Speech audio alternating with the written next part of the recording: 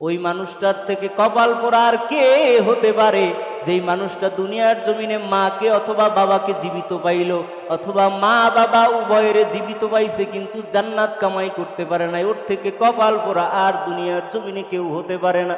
মা বাবা থাকতে মা বাবার থেকে দোয়া নিয়ে জান্নাত কামাই করার কথা নবীজি বলেছে। আর যেই বান্দাগুলোর আজকে মা নাই বাবা নাই, এই সুযোগ আর এই বান্দাদের নাই। ওরা মা বাবার থেকে আর দোয়াও নিতে পারবে না, ওরা মা বাবার সেবা করারও আর কোনো সুযোগও পাবে না। যদিও মা বাবার জন্য দিল কাঁদে না এমন মানুষ জমিনের ভিতরে খুব কম আছে। ওর সন্তান অতীতের কথা চিন্তা করো, তোমার ছেলেমেয়ের কথা চিন্তা করো রে বাবা।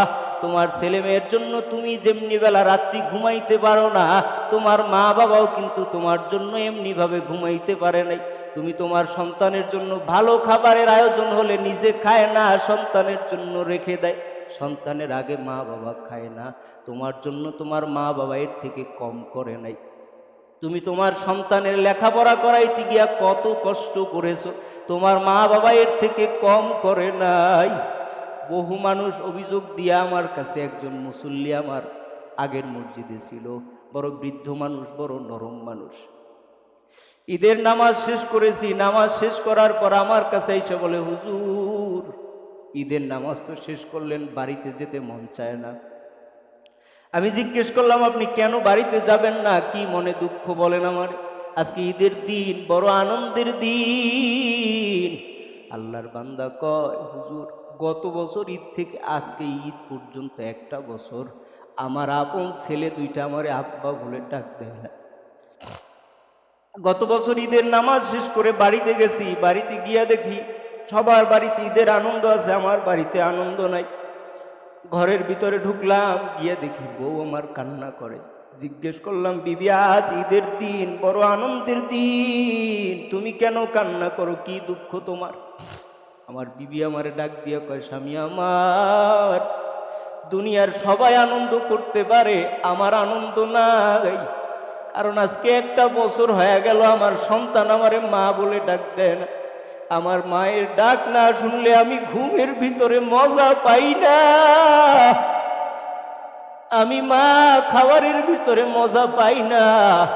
আজকে এত ঈদের দিন, এত আনন্দ, কিন্তু আমার কোনো আনন্দ নাই। এর পেছনে কারণ, আমার ওই সন্তানের মা ডাক না শুনলে আমি দিলের ভিতরে ভালো লাগে না। সবার ঘরে ঈদের আনন্দ আছে, আমার আনন্দ নাই, কারণ আমার সন্তান আমারে ডাকে না। ও কপাল পোড়া সন্তানেরা, মা বাবার সাথে রাগ করিয়া থাকিয়া কপালটারে নষ্ট করিও না। যাদের মা বাবা বেঁচে আছে, যদি ভুল করে থাকো, অন্যায় করে থাকো, গিয়া মায়ের পাও ধরে ক্ষমা চাইও, বাবার পা ধরে ক্ষমা চাইও। তোমারে বড় বানাইতে গিয়া, আমার মতো মানুষটার এই চেয়ারে উঠাইতে গিয়া মা বাবা কত কষ্ট করেছে। মায়ের এমন কোনো মোনাজাত ছিল না যে আমার জন্য দোয়া মায় করে নাই। আর আজকে ওই মা চাইরা, বাবা চাইরা, বন্ধু বান্ধবের পাল্লায় পড়েছো, বিবির পাল্লায় পড়ে মা বাবারে খাবার দাও না। মনে করেছো জবান দিয়া যা খুশি বলতেছি, মারে বলি কষ্ট দেই, অসুবিধা নাই। ওই মা যদি একটা বরদোয়া করে, আখেরাত হারাইয়া যাইবে, দুনিয়ার ভিতরে শান্তি পাইবা না রে বাবা। আর যাদের মা বাবা বেঁচে নাই, তাদের জন্য মা বাবার কবরটা